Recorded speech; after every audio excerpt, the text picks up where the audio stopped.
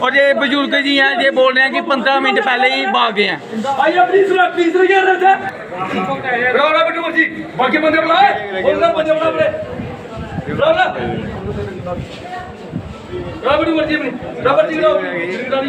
पर्ची बंद की तनखा कही ना मुफ्ती तनखा लै थे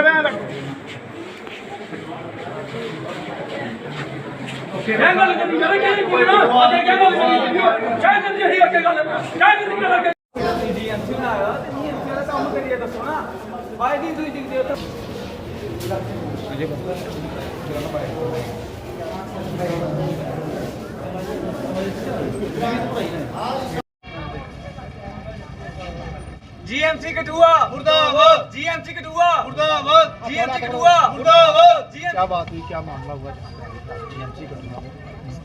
देखिए कि सबसे पहले ये होता है कि आज इनका हाफ डे वर्किंग था, तो हम लोग यहाँ आए तो हमने टाइम तो देखा नहीं। हम हमारा एक पेशेंट था, वो बीमार था, हमने उसको चेकअप कराना था। जब हम लोग यहाँ आए तो इनकी जो ओपीडी है ये इन्होंने बंद कर दी थी। तो हमें बोले कि 12 बज गए हैं, तो आप लोग इमरजेंसी में जाओ और चेक करवा लो। चलो ठीक है, हमने टाइम देखा नहीं।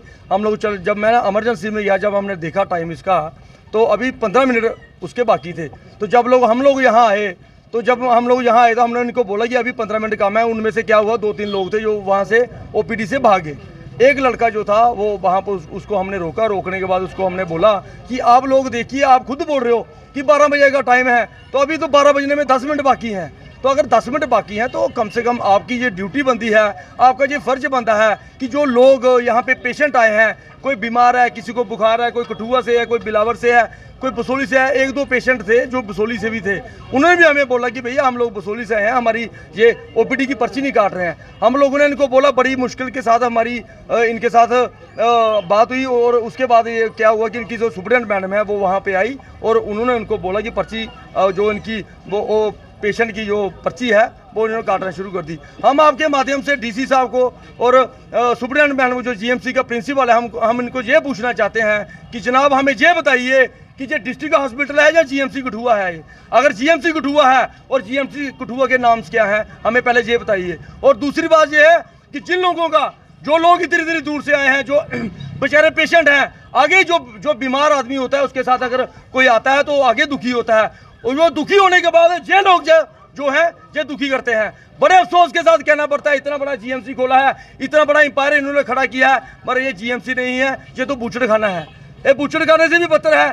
पिछले दिनों आपने देखा होगा कि 2 बच्चे जो थे, जो एक गरीब औरत थी बेचारी, माँ बाप कितने प्यार से बच्चे को जो परवरिश करते हैं, जो पालते हैं, उसकी जो मृत्यु होगी, पेट में मृत्यु होगी। और 2 दिन के बाद जो बजे इन्होंने उसको ऑपरेट किया और जो बच्चा निकला वो उसकी मृत्यु हो गई थी। इतने बदतर हालत है इस हॉस्पिटल के, इस जीएमसी के।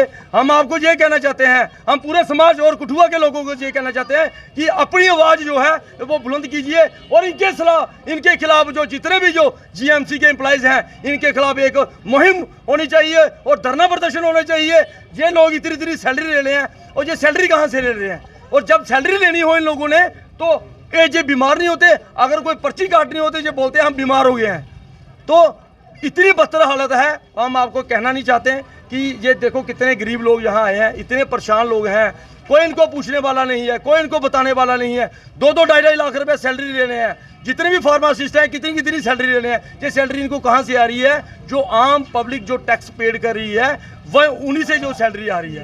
देवेंद्र जी, किस तरह देखा जाता है कि जब लोगों को यहाँ पर परेशानियों का सामना करना पड़ता है तो बजाय उनकी समाधान के पुलिस को आगे कर दिया जाता है। प्राइवेट जो यहाँ पर कर रहे हैं, प्रैक्टिस कर रहे हैं, उनको आगे कर दिया जाता है, जिसके कारण जो है लोगों को अपनी जानों से हाथ धोना पड़ता है। किस तरह से इस चीज़ को देखते हैं? देखिए,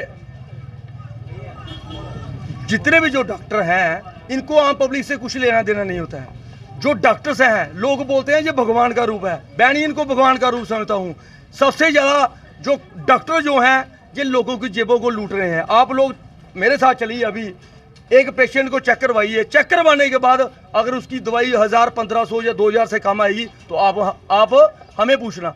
इनको किसी आम पब्लिक से कोई लेना देने नहीं होता है। ये लोगों की जेबों को लूटने के लिए है। डॉक्टर किस लिए बने हैं? जो 50-50 लाख रुपए देकर जो डॉक्टर बन रहा है 1-1 करोड़ रुपए देकर, वो कहाँ से आएगा पैसा? कहाँ से वो पैसा लेंगे? हम लोगों की जेबों को लूट रहे हैं ये डॉक्टर। और आज जो ये बोल रहे हैं छुट्टी है, छुट्टी का मतलब ये नहीं होता है कि डॉक्टर अपनी ओपीडी में नहीं बैठेगा, हाफ टाइम के लिए बैठेगा।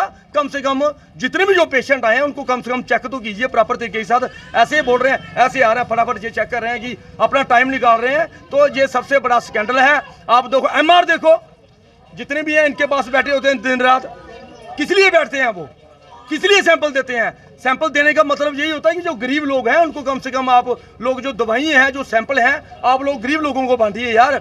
जो अपने चाहते होते हैं इन लोगों के, उनको ये सैंपल देते हैं। गरीब लोगों को ये 1500-1500 2-2000 रुपए की दवाई देते हैं। एक गरीब जो दिहाड़ीदार बंदा है, जो गरीब किसान है, कोई भी है, वो कहाँ से इतनी दवाइयाँ लेगा? पुलिस का क्या देखते हैं आगे कर दिया जाता है हर बार। देखिए ये तो इन लोगों ने एक लोगों को डराने धमकाने के लिए पुलिस जो है आगे की है। पुलिस से डरने वाला कोई नहीं है। हम लोग पुलिस से डरते नहीं है। क्यों डरना है पुलिस से भाई? हम लोग कोई गलत काम थोड़ी कर रहे हैं। हम जनता की आवाज़ उठा रहे हैं, लोगों की आवाज़ उठा रहे हैं। जो गरीब लोग जहाँ आए हैं, जो गरीब पेशेंट जहाँ आए हैं, हम उनकी आवाज़ उठाते हैं। पुलिस से डरने वाले हम लोग नहीं हैं, ना ही हम डरते रहेंगे। जय हिंद, जय भारत। क्या नाम आपका? मेरा नाम प्रिंस सिंह धोत्रा है। मैं 12 नंबर 6 का रहने वाला हूँ। बताइए आप प्रोटेस्ट करें क्यों कर रहे हैं? देखिए, जब हम यहाँ पे जीएमसी हॉस्पिटल आए पेशेंट को दिखाने, तो हम ओपीडी ब्लॉक में पर्ची कटवाने गए। तो पर्ची कटवाने गए तो इन्होंने यहाँ पे पर्ची बिल्कुल बंद थी, जैसे कि आप सब देख सकते हैं। पर्ची बिल्कुल बंद थी। इन्होंने कहा कि एमरजेंसी में जाके पता करो।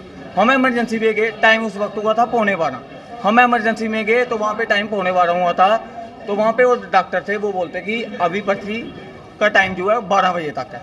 हम इधर आए तो इधर 3-4 एम्प्लॉय खड़े थे। हमने उनको कहा कि आपका टाइम 12 बजे तक है, आप इधर फ़ोन क्यों चला रहे हो? आप अपना कार्य करिए ना, जिसकी आपकी पे मिलती है आप वो काम करिए ना। हम आपको थोड़ी तंग करने आए हुए हैं या कुछ भी।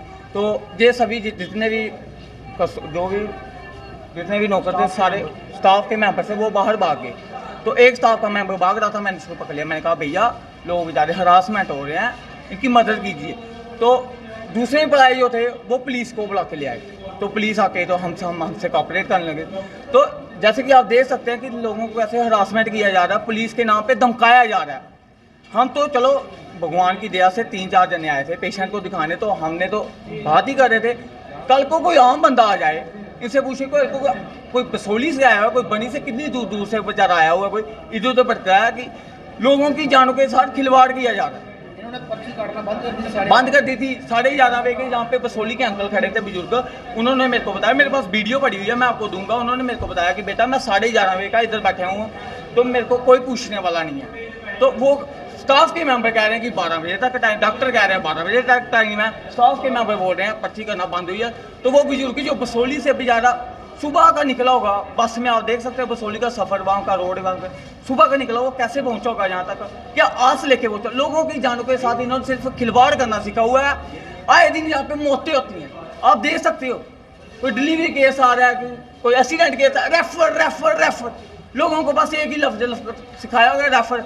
अगर रेफर ही करना है तो इतने बड़ी बिल्डिंगें क्यों बनाई गई हैं? करोड़ों रुपए क्यों सरकार से लूटे गए हैं? मैं ये पूछना चाहता हूँ। अभी आप देखें, अगर लीडर का कोई सपोर्टर यहाँ पे बीमार हो जाए ना, तो डॉक्टरों की लाइन लग जाए। जी आज हमारे साथ, मैं सिर्फ मीडिया के माध्यम से एडमिनिस्ट्रेशन डीसी साहब को यही अपील करना चाहता हूँ कि डीसी साहब महीने में कम से कम एक बार आके लोगों से जायजा लिया करें, स्टाफ से पूछा करें। आते ही ये पुलिस को आगे कर देते हैं। भाई पुलिस का काम क्या है? पुलिस का काम पुलिस स्टेशनों में माना कि हॉस्पिटलों में भी है, पुलिस का काम कॉपरेट करना है। कोई आम बंदा होगा जो पुलिस को आगे कर देंगे, पुलिस उसको, आप जानते ही, जनता जानती है, हम नहीं जानते, जनता जानती है पुलिस कैसे होगा। तो कल को कोई बीमार हो जाए, कल को कुछ हो जाए, कौन जिम्मेदार है?